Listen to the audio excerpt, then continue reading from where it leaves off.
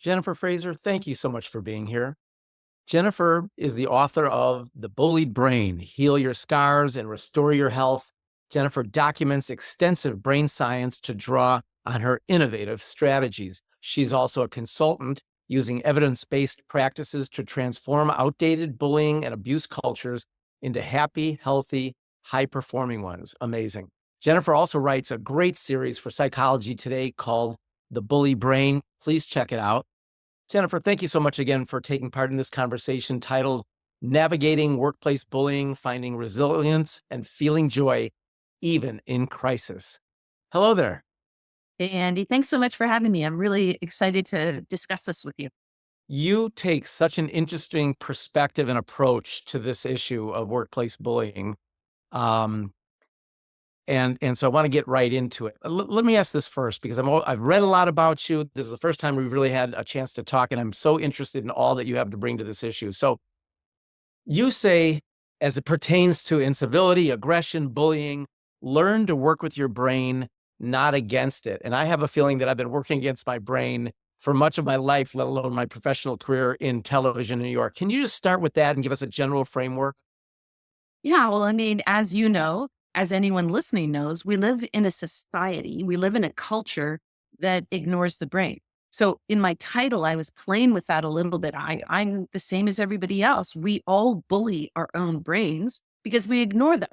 And as we know, one of the most painful things you can do to someone else is act like you don't think that they're valuable or they don't have any meaning or you don't even see them. When they speak, you don't hear them. When they write you an email, you don't answer. That's ignoring, ostracizing. Those kinds of behaviors are really, really harmful. But we grew up this way. Our brains are wired to believe that they don't matter, that we're not going to factor them into our basic decision making. We don't factor them into our health. We don't think about checking them or assessing them or making sure they're healthy and high production. Like, no.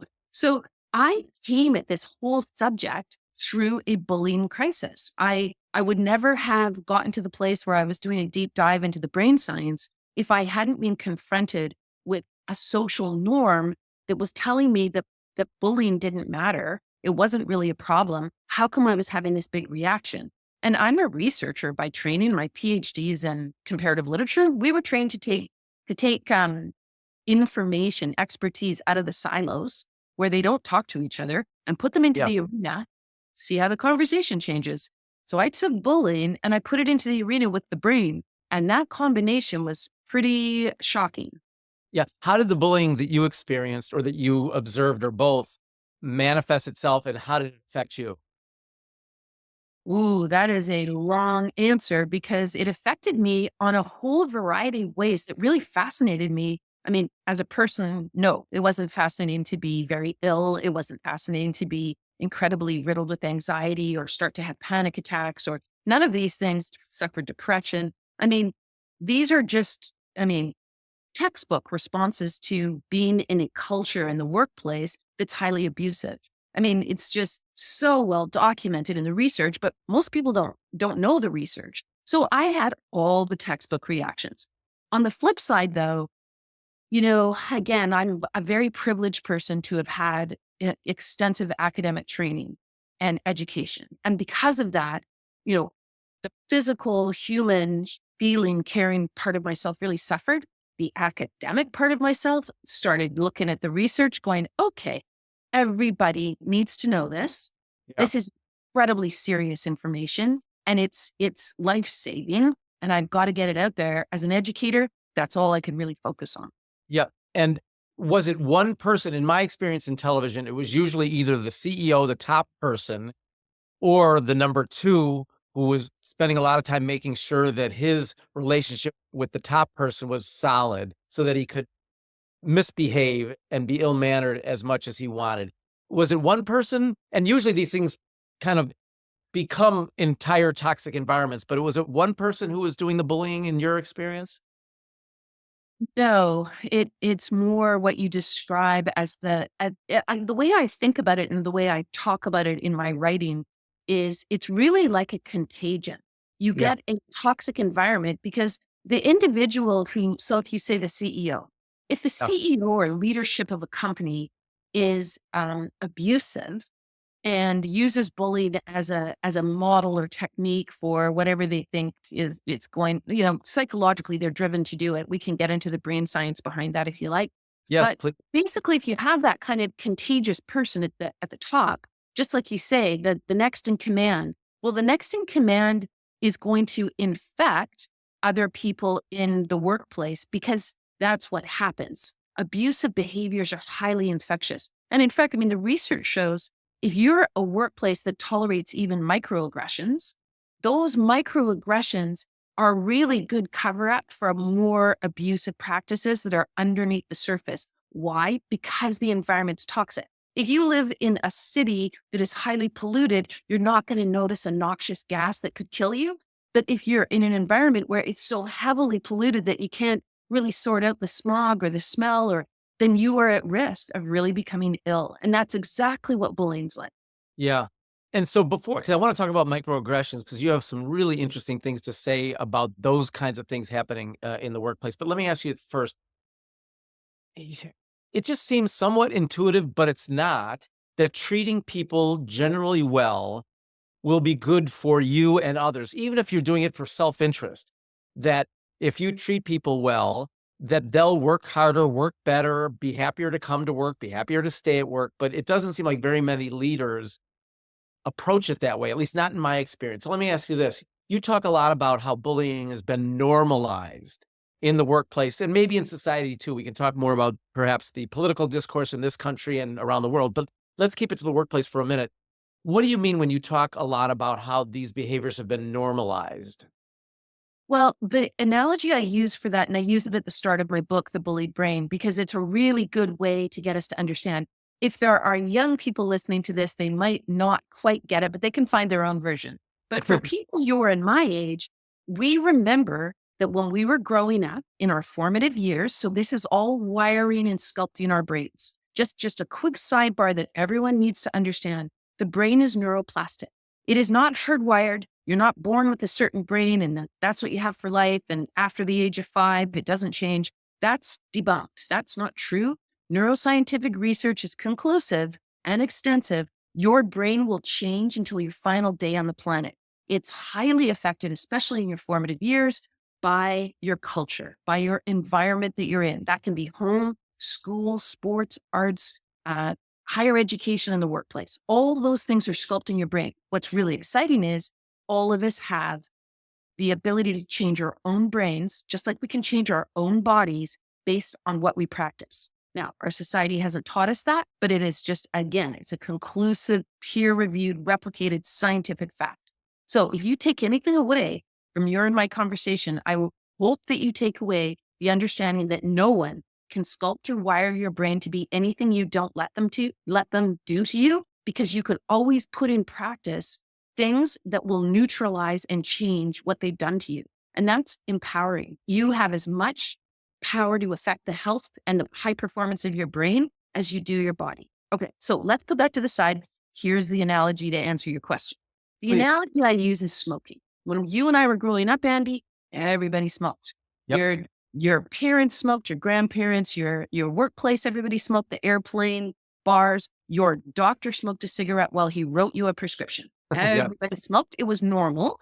Yeah. And, again, if you think intuitively, you kind of wonder, humans, it's sort of odd that we didn't go, maybe putting smoke into our bodies isn't going to be the best thing for our health and our lungs, Yeah. or our throat. But we did it anyways because everybody did. Society did it. It was normalized. Yeah. Then they really marketed it hard, right? Like, I mean, we had the Marlboro Man, we had Audrey Hepburn. We were hammered with the messaging that the quicker and sooner we started smoking, the tougher we would be, the more productive we would be, the better it would be, the more sophisticated would be, just like Hollywood. So we Yeah. did it. Then they all of a sudden came out and said, oh, by the by, I hate to tell you this, but it doesn't make you tough, it makes you sick. It's going to give you cancer if you keep doing it. And we all had to change. This is where we're at. We are at a tipping point. You are on the cutting edge of it. We are at a tipping point in bullying culture. I believe we are watching it, and maybe we can say internationally in a really very, very painful way. We're watching the last outraged, heaving, destructive breaths of the bullying and abuse paradigm. and it's got to give way. I swear we're not going to survive as a planet. It has got to give way to a new paradigm, which I argue is a neuro paradigm.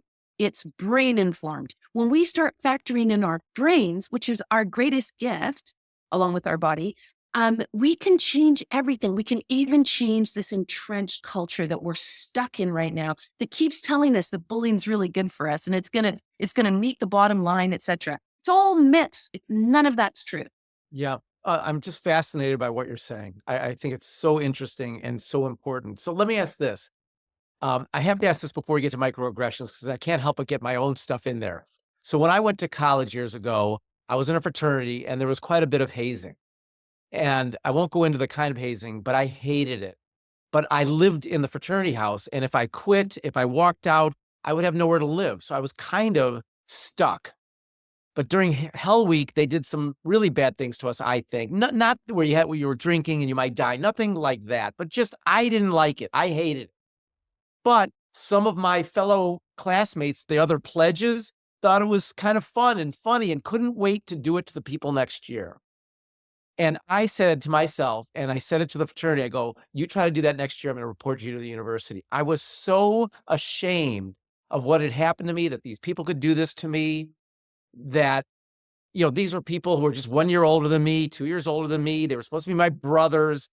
And so I just have to ask you, why do some people just kind of think this kind of stuff is funny and it washes off them, and I took it so personally, like, how could they do this to me? And they were bullying. It was, hazing is bullying. So is there kind of a quick, brief answer to why some of us kind of like it and can't wait to bully other people, and other of us take it so personally and it affects our brains?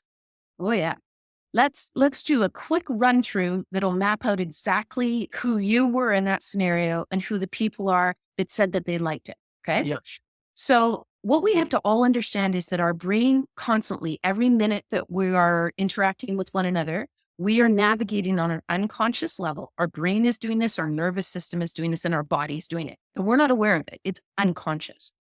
But we are all navigating danger. We are constantly circling. It's how you and I are alive right now to talk to each other. We wouldn't be if our brains weren't really good at survival. So our brains are watching for danger and threat. Now, our brains are, through evolution, they've been grown to believe that the threat is a predator. And it really is a predator, even when it's hazing and your brothers in a fraternity. It's a real threat to you. And you could die. We know the stats on hazing are horrifying.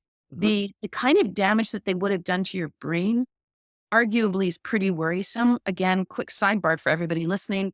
In my work, what I have learned, and this is why I want to share it with everybody, most people don't know. When we can talk about this with microaggressions, most people don't know that all forms of bullying and abuse, all forms, capital ALL, all forms, have the power to do physical damage to your brain. You do not know you have an invisible wound, but you do. It leaves neurological scars, and you start to blame yourself. Oh, I can't do this. I can't do that. I suffer from this. I need medication for that. Or just, I'm a wimp. Why am I a wimp? And everybody I'm a else. wimp. How come I didn't love the hazing like all the other guys did? Okay. So here's what the brain does. Automatic response. Your brain went into fight mode. You have a lot of power. You must come from a pretty powerful background that gave you a lot of self-esteem and a lot of confidence and a lot of independence. So you went to them and said, like, independence is crazy, what you would have gotten. You had the power to go to them and say, ends with me. Here's what I'll do. I will report. That's powerful. That's fight. Jennifer, but I didn't stop it. Shouldn't I have said, wait a minute, I'm not, Wait. I didn't have the fortitude. Okay, because I didn't have the fortitude or the strength or No, Okay. you're underestimating yourself. Okay, thank you. Saying that you're in fight mode. Now, now that you've said that, let's do another quick sidebar. The quick sidebar is, Maslow's hierarchy. Everybody talks about Maslow's hierarchy. You get up to the top and you can have art, connection, and so on and so forth. But the brain's basic needs the self's basic needs in Maslow's hierarchy that everybody talks about. In that triangle, the key is we have to have food, we have to have shelter. From a brain point of view, that's not true. From the brain's point of view, we have to have food, we have to have shelter, we have to have connection and community. If we don't survive.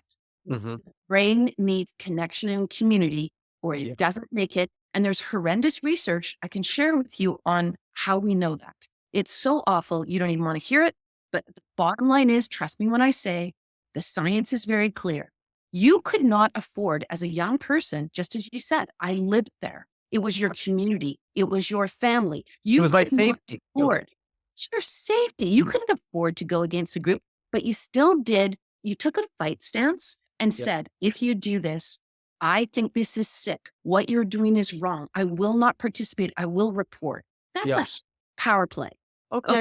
Okay. So here's the different things we do automatically. You luckily came from power. You answered with power. Fight, fight. You could have gone into flight. You could have left and got a dorm room and made everybody unhappy and disappointed your family and whatever. Lost your brotherhood. Who knows? Yeah. You could have done flight, right? Fight, flight, freeze. Could have become paralyzed. I'm Yeah. sure there were guys that went, I can't believe what I'm seeing. I'm not going to say or do anything. I'm going to keep my eyes on the ground. I'm going to get through this. I just have to survive this. That's freeze. Yeah. Then you've got, and it's what you described, you've got fawn. The Mhm. fawning person licks the boots of Yeah. the dictator. The Yeah. fawning person identifies with the aggressor. We've known this since Freud. They will be the yes man. They'll do anything. They'll sell their soul to Uh-huh. stay close to the one in power because they're terrified. Yeah. You and I have talked briefly about Bobby Knight. You said everybody was afraid of him. He's a doddering old guy at 70 and they're still afraid of him. You know why? Because everyone is worried that they won't survive the encounter with the predator. It's better to identify with the aggressor and believe that he or she is doing the right thing than be in the uncomfortable position of being in the firing line by saying, Yeah. I know because you've looked at bullying in sports. And so I mentioned to you earlier, Bobby Knight was if you don't know, was a very famous basketball coach at Indiana University here in the US. And I was his executive producer late in his life at 70. I did a television show with him on March Madness, the big basketball tournament here, college basketball tournament. And everybody was still scared to death of him. We'd have breakfast together, all this stuff. And whatever he wanted, he would never pay. Everyone's like, okay, Bob, don't at 70, they were still scared of him because he was such a renowned bully. So thank you for bringing that up. Yeah. Big So time. what I say about the Bobby Knights of the world, Yeah. he pulled the wool over everybody's eyes. What happened was he probably had a random big success that started to attract to him all kinds of talented players. He Yeah. had the money. He had the support of his university institution. He started to be able to build an empire because of a random one-time success. Everybody then started to say, hey, if you bully and abuse people, they're high performers. Bobby Knight is the greatest coach of all time. It's not his players that are spectacular, and they're not performing despite abuse. It's that he's abusing them. That's what the brain does. The brain makes terrible mistakes. And anybody who wants to really understand high performance, I would recommend you don't look at Bobby Knight, whose players survived his regime of harm and probably a quite damaged brain.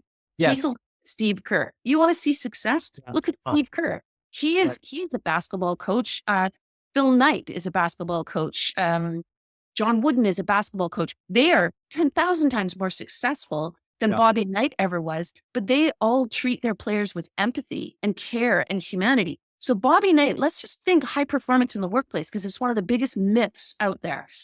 High Right. performance in the workplace, think of it this way. If the brain is constantly looking for threats, if it's constantly pumping up the amygdala, which is the threat detection center of the brain, it doesn't have resources for creativity, collaboration, innovation, productivity. Like the brain is putting its resources into staying alive, into surviving, into licking the boots of the guy who's going to scream at them or humiliate them publicly or take away their opportunities. That is not a high performing brain. And the same thing applies to sport and every other context that we see this in.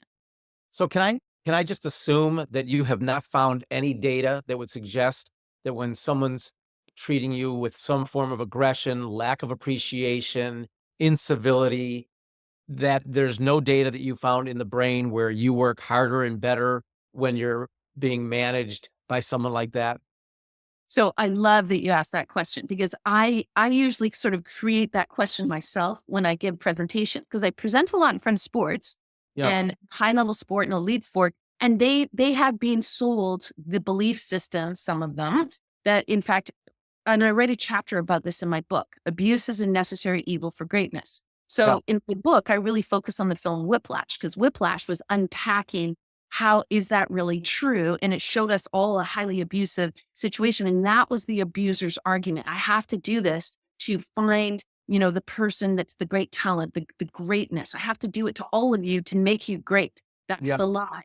Yeah. So, actual fact. So I'll say to guys, at these big presentations, I'll be like, okay, I understand that you're saying, I'm a safe sport lady and you don't want to hear from me. And everybody's got their phone up. They're looking at their watches and they're thinking about their lunch. And I'm just like, just let me say this.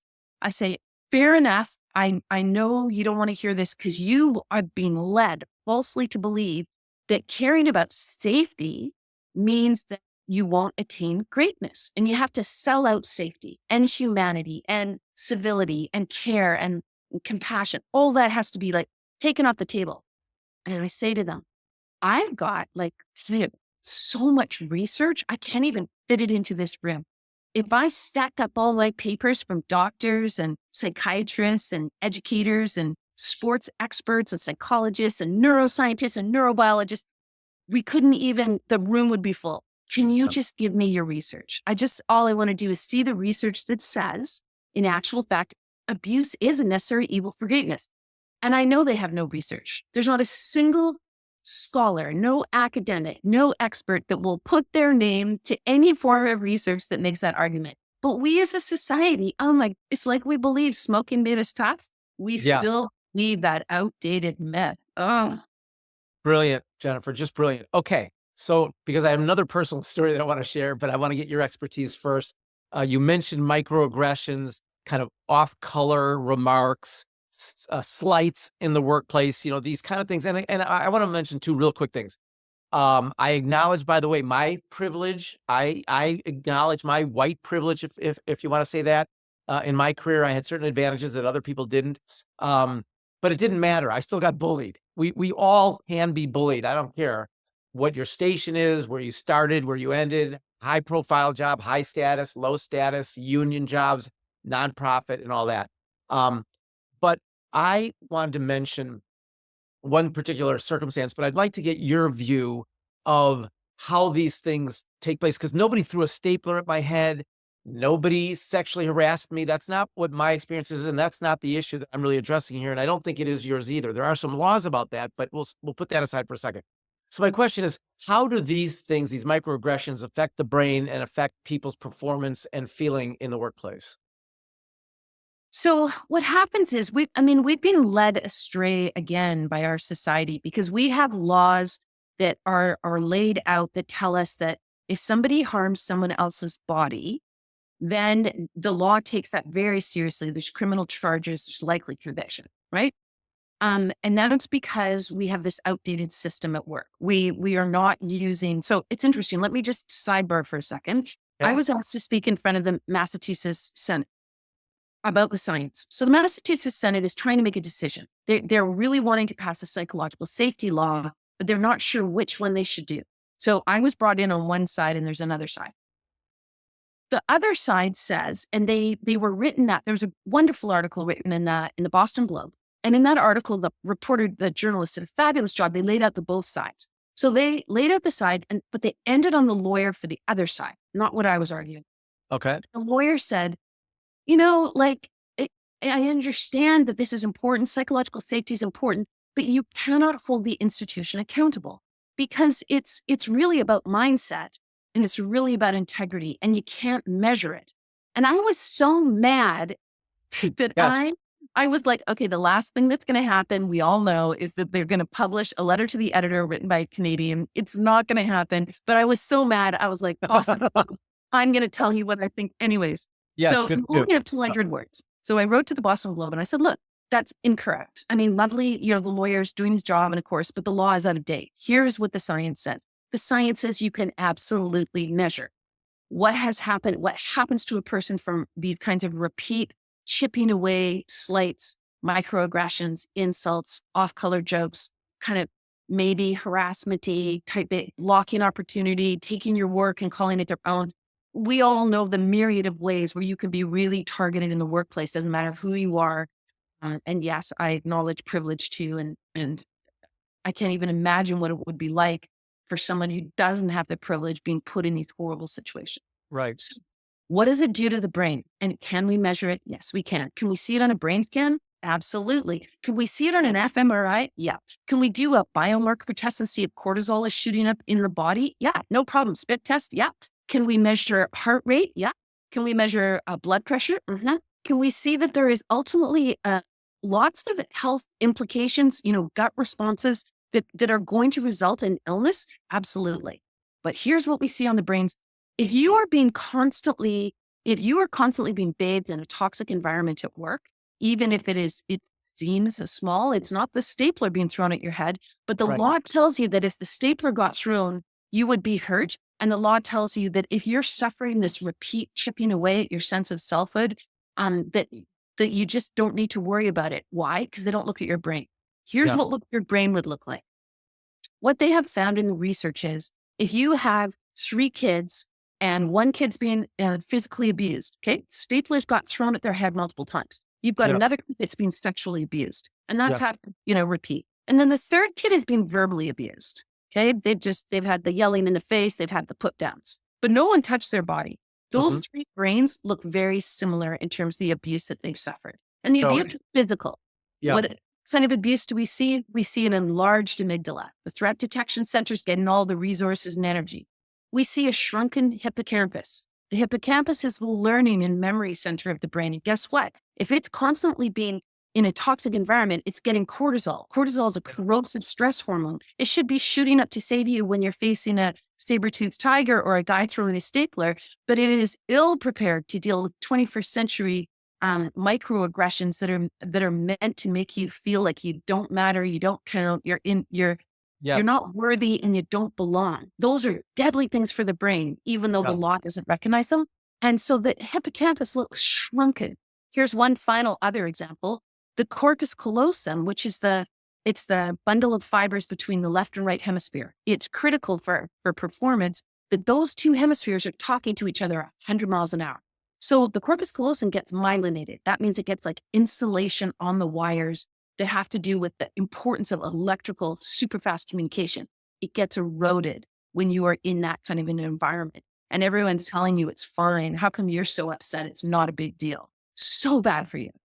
So interesting. So if you'll allow me, let me tell you a quick bullying story that I have. And again, it plays right into this because some people listening to this and fair may say, hey, man up, so to speak. Sorry for the gender language, but this guy was a bully and he did a lot of things. He got people fired. So this is just one thing, but I remember it like yesterday because it was so hurtful and yet it was such a little thing, it seemed to me. And I want to get your, and by the way, if you think I'm being too sensitive, you can tell me, but I hope you won't.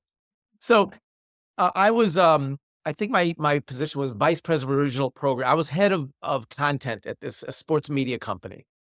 And the bully was the number 2 guy who had a great relationship with the number 1 guy. And they were kind of simpatico. So he felt like he had free, range to treat people any way he wanted. In any event, we were having a meeting with some clients, some possible funders, big meeting. We had a new kind of intern type person who was responsible for getting the food for this early morning meeting.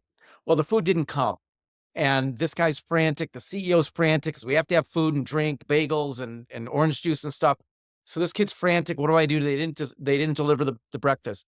Somebody said, go get it. And nobody was helping this kid. And he was like beside himself. So I'm like, I'll help you. I had nothing to do with ordering, delivering. That wasn't my job, but I wanted to help. I felt bad for this kid and I wanted to help the organization. We're in New York City. We run down the street. We gather up all this stuff. We carry it back, running in the hopes that we can make it before the meeting starts. And luckily we did, the people running a little bit late. But as I'm coming in with this intern type person, we walk into the meeting where the entire staff is there, the executive staff plus the CEO. And the bully says, as I'm putting the stuff down, Jesus, Regal, you can't even produce breakfast. And, my job was to be a producer. And I was so flummoxed and ashamed because I wanted to have the right retort. I'm not good at that in the moment. And if I got mad, it would show that it bothered me. And it kind of showed me as weak and feckless. but I didn't know how to respond. And I remember like yesterday, I'm sure he doesn't remember it at all, but boy, oh boy, did it hurt. And I was ashamed and embarrassed in front of everyone. Like I didn't matter. I wasn't really an executive. And I was, a target for this kind of microaggression. So does that resonate with you, or was I being too sensitive? Oh, no, that is a textbook example. There's a number of things that you did that would really open up the door to a person that is abusive. Uh-huh. Um, and so for number one, the one certain things they cannot stand, and that would be integrity. So they don't like to see integrity. That's you're putting you're doing the right thing and they hate that. And Uh-huh. you're also showing compassion. You're caring and supporting and helping a kid, and they Yeah. can't stand that because those integrity and compassion are not mirrors that reflect back to them their power. It's all that actually would have caused him to have had a really dysregulated response because Yeah. you're not licking his boots. You're not Uh-huh. aggrandizing him. You're not reflecting him back to the room as you took the spotlight. That Uh, was your big mistake. You took the the goodness, the energy, the everything that institution probably would like to convey to its funders, which is you guys work together. You're a right. team. You I thought yeah. lowest of the low, top of the top. It doesn't matter. You No. guys are worth investing in because you're a tight run ship. And when Yeah. things go wrong, you problem solve. Every single thing you did would have made him massively insecure and Uh-huh. threatened his standing. Now, we got to under what people don't understand is that, and we should be catching this as quickly as possible with children because our children reflect our bullying culture, just like children started smoking back when all the adults were smoking. So we are training our kids to be bullies. All of us have brains that are born wired for empathy, wired for empathy. It is the way you survive in the human jungle. Why? Because you get really good at understanding the feelings, the thoughts, and the intentions of the powerful people in the room. You get really good at reading it and you're born that way. So if you're a kid, let alone an adult, and you're starting to manifest bullying behaviors, you're waving the red flag of deficits in the brain and of mental illness. But we have a culture that tells you you're powerful. Hey, just like when you're smoking, you're tough. When you manifest bullying, aggressive behaviors and hurt other people, you've got power. You have a power imbalance and you're hurting the victim. We've got to switch that culture. Same thing in the workplace. In the Yeah. workplace, you should have had someone who said to the guy that made that comment, "Oh my goodness, that's really unfortunate that you are behaving this way in front of everyone at the funding meeting because you're demonstrating that there's really a weak link in our executive team. You're waving the red flag of mental illness right in front of our funders. I think you need to go to your office, call your doctor and a psychiatrist and get some work done because none of us would want to see your brain on a brain scan. Because you Yeah. know what you would see? Anyone who makes a comment like that, if Yeah. you okay, so if you and me were put into a brain scan Yeah. and they showed us a bunch of images. They showed us images of an executive being humiliated, a kid in tears because they can't get the job done and they didn't, it's not their fault, but they can't fix it. They're just a kid. No one's helping them. A little old lady getting bumped off the street on Fifth Avenue and a car is going to hit her and a Yeah. dog that is being beaten by its master. Okay. And a woman being sexually harassed. Okay. We get those images. We're in the fMRI machine. Our brains, and we can't help it. The brain scan doesn't lie. We couldn't lie our way out of a psychological test like you can in the workplace. Oh, Yeah. get me into the military or get me into this high level position. I'll write my psychological test and I will lie every step of the way because I'm not stupid. I'm Yeah. super smart. I know how to put on the pantomime, the masquerade, the manipulation. I am a wolf in sheep's clothing. I'm a master at it, a Yes. master manipulator. Yeah. Can't do it on a brain scan. Okay, so you and me are in the fMRI machine that show us these images. We can't help it. Our brains go electric in the affective empathy. Affective empathy is the part of your brain that says, I will never humiliate a kid like I was humiliated. You walk in their shoes, you feel their pain. I do. That's your humanity. It's everything that makes you someone who is not going to hurt someone else. That's how we all survive. Okay. That's affective empathy. It's feelings. It's Yeah. seeing the world through someone else's eyes and being there with them. Okay. So all of those images would upset us, our brains. And we would also have real reaction to the emotional centers. It's those reactions are what makes us feel guilt, remorse, go and apologize after the meeting and just say, you know what, I felt insecure. I am so sorry I said that. I'm a jerk. Yeah. How can I make it up to you? Never again, I promise. I'm going to work on myself, anger management or insecurity training, whatever it is. I'm really sorry, Andy. Yeah. You didn't get that, right? Okay. So let's imagine we took that guy and we put him in the fMRI scanner and we showed him the identical pictures that you and me saw. He can't make his brain lie on a brain scan. He can't, no matter how much he wants to. No emotional lighting. That's why he didn't come and apologize. There's no guilt. There's no remorse. There's no Yeah. sadness. There's nothing. He doesn't feel anything for you except that you threatened him and he had to do an ego display. He had to show power. And the only way he knows how to do it is to humiliate you. Probably comes by it honestly from abuse and neglect. Yeah. He doesn't become that guy. He's groomed the higher up. He's shown him Dr. Jekyll, but he shows really Mr. Hyde to anyone that is threatening his power. And so he fires them. Anyone that makes him insecure, he gets rid of them or humiliates. Okay. Yes. But you got him in the brain scanner. One more thing. There's no affective empathy. It's extinguished. I believe that. Sure, it's called empathy erosion. That neural network that we should all have secure from childhood is gone in that guy. Yeah. And there's no emotion. You know what lights up for him? What lights up in his brain when he sees those really distressing pictures? Hmm. Language and cognition. If Mhm. you want to be a liar and a gaslighter and groom higher ups, just like you groom your targets. If you want to create a whole illusion of your power, you have to be really, really good at language and you have to be really smart. You Yeah. have to have a lot of cognition. Oh, I believe that my bullies were, really smart. They were often good business people, good with political stuff. So fascinating, Jennifer. Amazing. And thank you for that, because that gives me a lot of context that I've never had before about that circumstance, which I think about all the time. And it happened over 20 years ago. In the few minutes we have remaining, I want to talk about a new book that you've got coming out, Jennifer, in the fall of 25 called The Gaslit Brain. And now that we have a better sense of your expertise and your background, what will The Gaslit Brain talk about and what will be the central theme? Well, it's going to be about, it's always for the individual when you write a book, of course, as you know, you're writing a book, but this book is for leadership and it's for HR because they are the big influencers on how we're going to change our culture going forward. So the gaslit brain is, I'll just give you the subtitle and that quickly sort of starts to clarify where I'm trying to go with this. Okay. It's protect your brain from the lies of bullying, gaslighting, and institutional complicity. Because as we all know, what happens far too often in the workplace is a person comes forward, multiple people come forward. They say, so and so is abusive.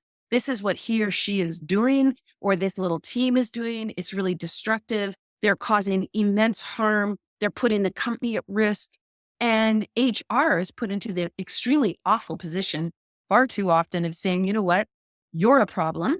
We're going to do an internal investigation. We're going to find that your allegations don't have the evidence required and you're going to be let go. Like Yeah. we need to get rid of you. You're the problem. Yeah. So what I'm trying to do is say, okay, we need a systems change.